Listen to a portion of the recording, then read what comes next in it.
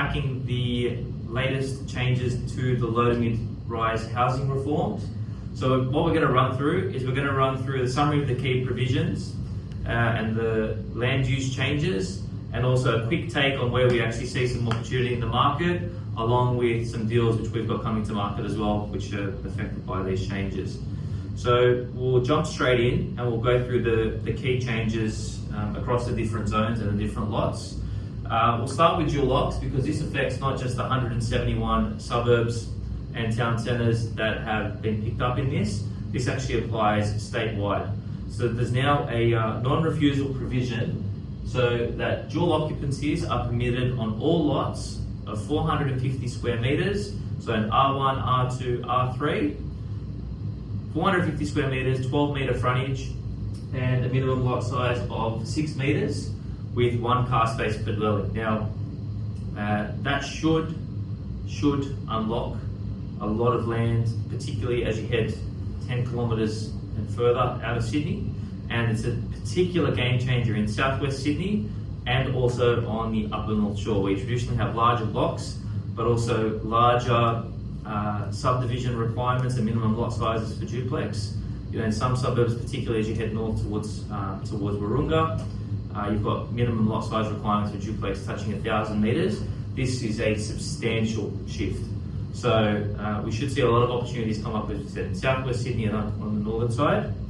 Multi-dwelling housing, which is your townhouse, for simple terms, now permissible in the new 171 suburbs, town centres and transport hubs. The minimum lot size of 600 square metres and minimum lot width of 12 metres with an FSR of 0.7 to 1. Now, at first take on this is that these smaller lots, the 600, 700, 800 odd square metre lots, the existing value as a duplex site is probably higher than multi-dwelling housing, particularly if it 0.7 to 1 and keep it as a class 1 building. We think it's actually going to be quite challenging. However, if you go to areas like the northern beaches, where you have, or the upper North Shore, we have quite substantial lots of land that are zoned R2. We actually feel there might be a fair bit of value and upside in those sites there. Some other suburbs we've identified as suitable are in the southwest, which we'll touch on in a second. Multi-dwelling housing, so terraces. These can also be Torrens title, so minimum lot size of 500 square metres and lot width of 18 square metres.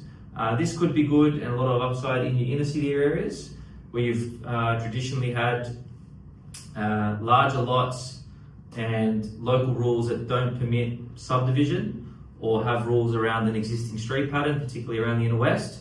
That could be a bit of a game changer there. The challenge we think with getting a lot of new terraces into the market, we'll just be finding the sites. In the areas where that would be the highest and best use, are there going to be many 500 square metre lots left? Probably not a great deal. And the biggest change is in the residential flat buildings.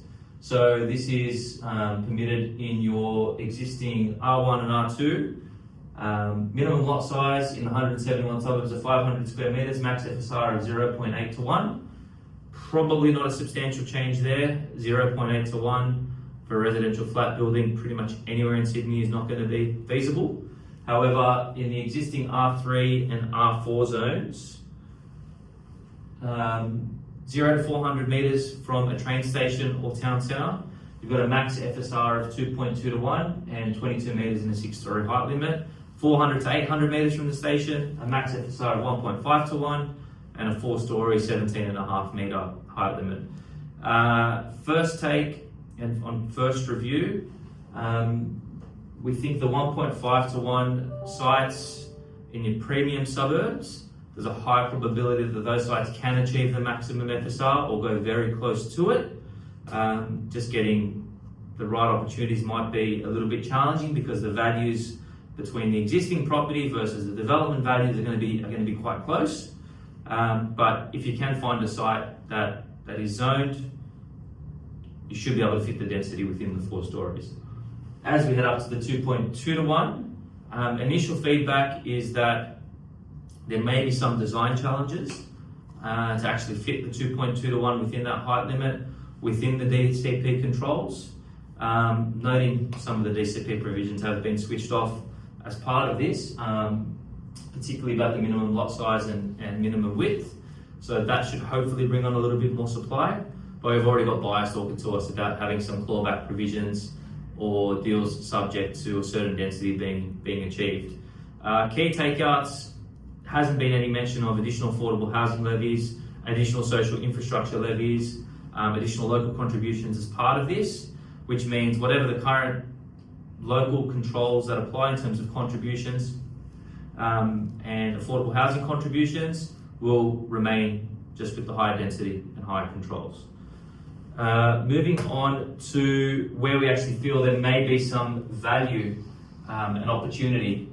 For anything that's zoned R3, R4 with an uplift of 1.5 or 2.2 to 1, that's in the southern or southwestern suburbs, or pretty much anything west of Burwood, Homebush.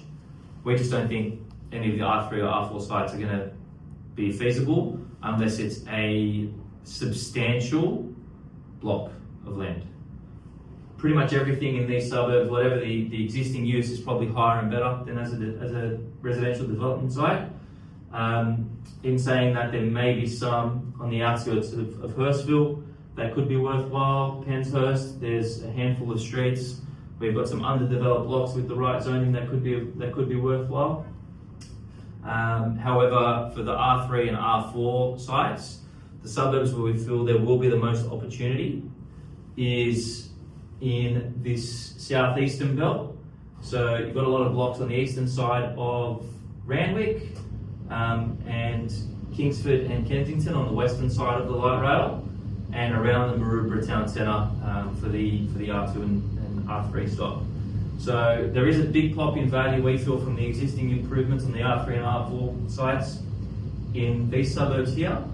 And additionally, on the north side, you've got your lower North Shore suburbs, so Wollstonecraft, North Sydney, Neutral Bay, Mossman, everything north and south of Military Road, all your R3 and R4 sites there. The ones that are not developed, there is a substantial uplift in the permissible density. So we're already seeing a lot of buyer activity in this market here on the lower North Shore.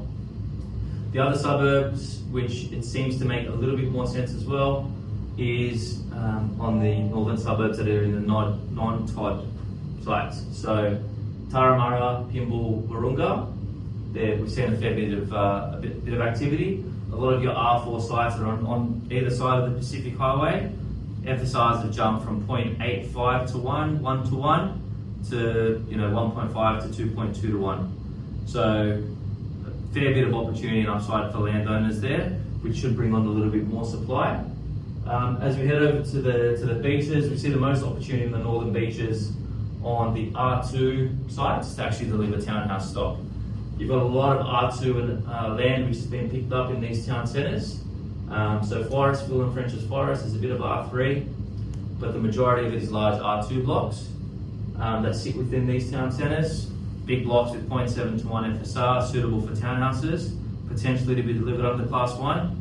Big Tick should be very popular with minimal competing stock. And as you head around DY and Manly, again, a bit of R3 and R4, but we still, most of the development and the existing controls is likely to be concentrated around those town centres. So guys, that's our very quick take. It's obviously very new legislation. What is exciting, we do have 4 sites available, 2 which will be publicly on market, 2 which are currently off market, that are affected in one way or another by these provisions. So please get in touch. We will be reaching out to those who we know that are actively looking. But if you want to find out more about the site or more about the opportunities that we have, please get in touch as soon as you can. Talk soon.